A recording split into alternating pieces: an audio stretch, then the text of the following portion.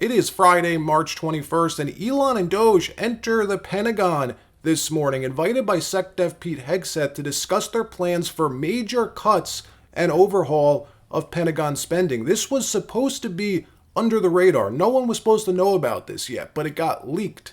Dems furious when they found out, losing their minds. The media furious. I thought Democrats wanted DOGE to go after and focus on the DOD. So what's the problem? We're going to show you and why they're so upset, how they invented an entirely new narrative to try to stop the downsizing of the Pentagon's budget. It's crazy. Also, Trump fulfilling another promise to shutter the Department of Education. This is happening, folks. Happening this morning. We're going to show you what he said, making big news in the Oval Office, and more stories as well from around the country, including if Trump is worried about what happens if Canada becomes our 51st state. Is it too blue a country? Well, we're going to show you his answer. He was asked the question, a long overdue question, and he gave us an answer. But before we get started, thank you for liking and sharing these videos. It really helps out the channel. And consider subscribing so you don't miss these regular updates. So Trump's been back in the White House for 61 days. Today is day 61, running full steam ahead the entire time. His long-term goal to fix the fiscal nightmare our country's in, balance the budget and pay down our national debt, run a surplus instead of a deficit. The U.S. federal government generated $4.9 trillion in revenues last year, but we spent $6.8 trillion. We collected $4.9, we spent $6.8. How does that make any sense? It's almost a $2 trillion annual deficit. We're spending more than we make. Why? That's the question President Trump and Elon have been asking. That's the point of DOGE, to find the waste, fraud, and abuse and rip it out, remove the bloat that's inside our federal government. Trump's promised $1 to $2 trillion is going to be cut by DOGE. But the last official update from DOGE last week on March 15th reported only $115 billion so far in savings. That's 1/20th of the total goal. It's a drop in the bucket. They know the only way to get this done is to go after the Pentagon and the biopharma medical industries. That's where the bulk of the spending happens. Massive waste, fraud, and abuse happen at the DOD. It's the reason the Pentagon fails every single audit they've ever had, because hundreds of billions are siphoned off each year into these black projects protected by SAP and USAP clearances. These projects, they fall under what's known as Title 10 authority, meaning only a handful of people in the entire federal government have statutory authority to even see them, to even know they exist. Well, Hegseth is one of them. Elon Musk is not. So today's meeting apparently was to look into where all that money's going, get on the same page with how to tackle it. Digging around the Pentagon's never a good idea. It's not a safe job description, and we saw that play out in real time. Establishment Washington up in arms after learning about this. Over the last 24 hours, hit piece after hit piece started falling, all starting with this New York Times report, this fake story yesterday, trying to get ahead of this meeting, headlined, Musk set to get access to top secret U.S. plan for potential war with China, saying Musk will be given access to some of the nation's most closely guarded military secrets. The story sourced by 5 anonymous Pentagon officials. Breaking news this hour, with the New York Times now reporting that Elon Musk is about to potentially get access to some of the nation's most closely guarded military secrets. According to what the Times just reported a few moments ago and published on their website, the Pentagon is scheduled on Friday to brief Elon Musk on the U.S. military's plan for any war that might break out with China. After the Times published this article just a few moments ago, Sean Parnell, the Chief Defense Department spokesperson, provided this statement, and I'm quoting him now. He says the Defense Department is excited to welcome Elon Musk to the Pentagon on Friday. He was invited by Secretary Hegseth and is just visiting. Watch Pentagon spokesman Sean Parnell respond to this. Now, Sean Parnell's Hegseth's friend. Watch him come out and eviscerate the New York Times over this, confirming the story is 100% fake, saying China war plans have nothing to do with this meeting. Watch. Yeah, on the record, that is completely fake. And let me show you this. This started with this New York Times headline, and they've since changed it. But Musk set to get access to top secret U.S. plan for potential war with China. This is egregious. This is fake. The New York Times should retract this story. 5 anonymous sources. I've been on bilat calls with the secretary. I see how hard he's working to implement the president's agenda and pursue peace through strength. This type of garbage from the New York Times undermines that process and undermines our mission. It shouldn't happen at all. Elon Musk is just coming over here for a visit. Again, he's an innovator. This is a guy that shot a rocket at thousands of miles an hour that's thousands of pounds. And as it landed back on the Earth, it was grabbed out of midair by a giant robot arm. Yeah. We want a guy like Elon Musk in the Defense Department to help us come up with creative solutions to the problems that we face of the day. But this article is ridiculous.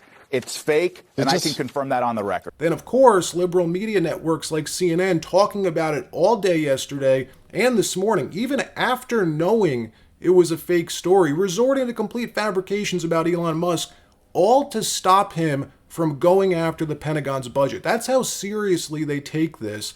Watch this person on CNN accuse Musk of being a traitor, asking, are you comfortable with Elon showing these top secret plans to China? They just make this crap up. Watch.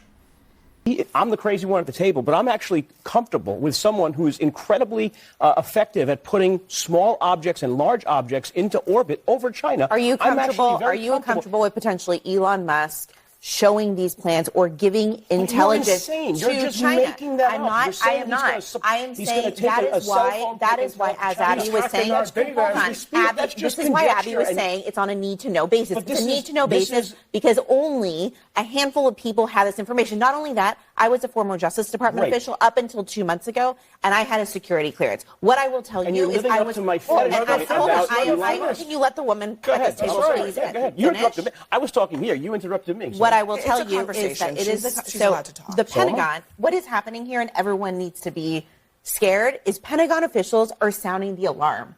This doesn't just happen on its own. This has happened because career officials within the Pentagon are terrified, and they believe that there is a conflict of interest. That is why it is in the New York Times, because I am sure they took it to the senior-most people within the White House and within the Pentagon, and they didn't do anything about it. And when people President Trump taking to Truth Social about this, saying the fake news added again, this time the failing New York Times saying incorrectly that Elon's going to the Pentagon to be briefed potential war plans with China. How ridiculous. China will not even be mentioned or discussed. How disgraceful is it that the discredited media can make up such lies? Anyway, the story is completely untrue. Elon weighing in also, saying the New York Times is pure propaganda. Also, I look forward to the prosecutions of those at Pentagon who are leaking maliciously false info to the New York Times. They will be found. All of this, again, just because they're meeting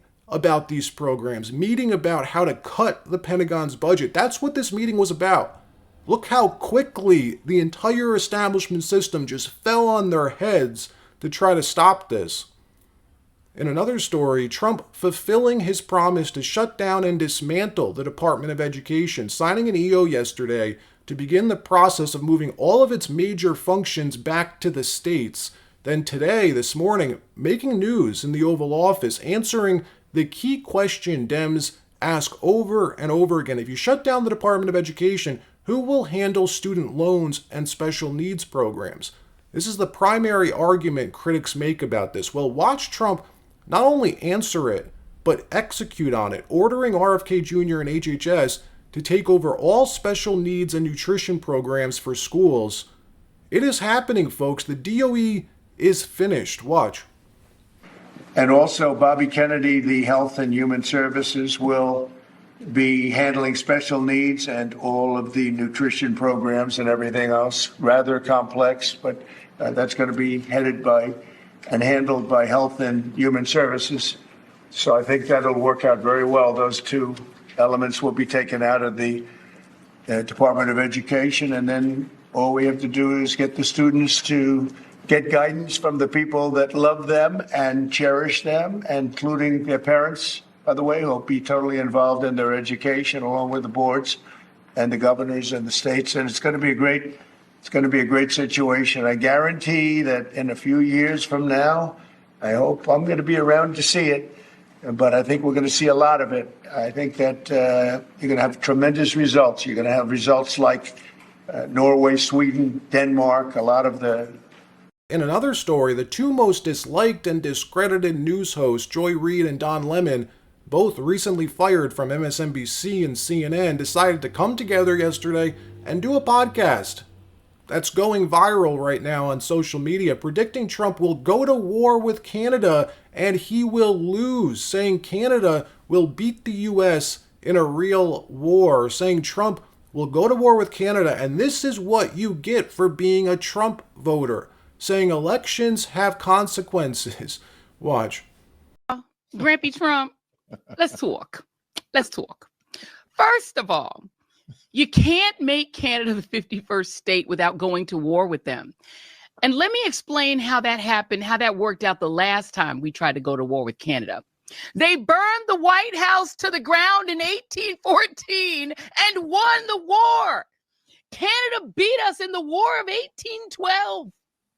They probably liked their chances against us. We're not going to beat them in a war because we have never been able to do that. You'd have to occupy a country that is equivalent of the size of the United States, in which the top 2/3 of it is uninhabited, frozen forest land that touches the Arctic. You know how that worked out when the Nazis tried that with Russia, which is the equivalent of Canada on that part of the world? We gonna lose. We don't have enough troops to occupy. They are a country of 39 million people who have about as many guns per capita as we do. Let me know in the comments, does anyone believe these two? Is there anyone out there who takes this seriously? It's ridiculous. This morning, Peter Doocy of Fox asking Trump about Canada, specifically about if he's worried that it's too liberal a country, that it would be very blue, quote unquote, and could hurt the Republican Party. In my opinion, this is a long overdue question. Watch Trump's response answering, no, I'm not concerned. If you have a good candidate, you're going to win. Watch this. I don't follow up on Canada, and I don't think I've heard you say this in all of the talk about Canada becoming the 51st state. Are you concerned that if they became the 51st state, they would be a very, very blue state? Very, very big and very, very blue. No, there might be, but it would, you know, you have that artificial line that goes, that straight artificial, that looked like it was drawn by a ruler. Somebody with I don't mean a ruler like a king, I mean like a ruler, this way. And it's just an artificial line that was drawn in the sand or in the ice. And you know, can I tell you, Peter, just, you add that to this country, what a beautiful landmass, the most beautiful landmass anywhere in the world. And it was just cut off for whatever reason. It would be great. Now, is it liberal? Maybe, but you know, a conservative until I got involved, because I don't care who wins up there. I frankly probably would do better with the liberal than the conservative, if you want to know the truth. But just a little while ago, before I got involved and totally changed the election, which I don't care about, probably it's to our advantage actually, but the conservative was leading against, I call him Governor Trudeau, the conservative was leading by 35 points. So, you know, so I don't know about that. I think Canada is a place like a lot of other places. If you have a good candidate, the candidate's going to win. And I love how Trump roasts Trudeau every chance he gets. Every time Canada comes up, he can't help but mention Governor Trudeau. In another story, the domestic terror campaign against Tesla is ongoing. This week on Wednesday, March 19th, 2 days ago, a masked man hunted down a woman in the Seattle area for simply driving a Tesla. Watch as this suspect, this crazy suspect, follows his victim, cutting her off, stopping in the middle of the road and demanding she sell her vehicle. You can't make this up. Watch. Angry because she was driving a Tesla. I was thankfully by myself. Lee was on the way to a doctor's appointment in Linwood Wednesday morning when she says all of a sudden a driver behind her just laid on the horn, as they came up to a red light. Things spiraled out of control when a white SUV followed her and cut her off, stopping in the middle of the road. Gets out and walks straight up to my window. So I crack my window and I said, what is the problem? And he goes, you need to sell your car. This is a Nazi car. You're driving it. You need to sell your car. Lee says she's been driving a Tesla for the last 2 years. She says the man wearing a camouflage jacket and a ski mask attacked her for it. It's really sad, that this is what's happening to people who honestly, it doesn't affect how I believe or what I believe. Just the car I drive. Being in Seattle, climate's important, our footprint's important. This seemed like the right move for our very busy family. This, however, isn't the first incident or act of vandalism reported. We've seen attack after attack after attack. Teslas set ablaze at the Las Vegas Service Center earlier this week, with the culprit leaving behind the word resist. In Oregon, shots were fired at a dealership, and in Massachusetts, charging stations were torched. These incidents have only intensified since CEO Elon Musk has taken a prominent role in the Trump administration. All right, that wraps up this episode. Like, subscribe. We'll see you next time.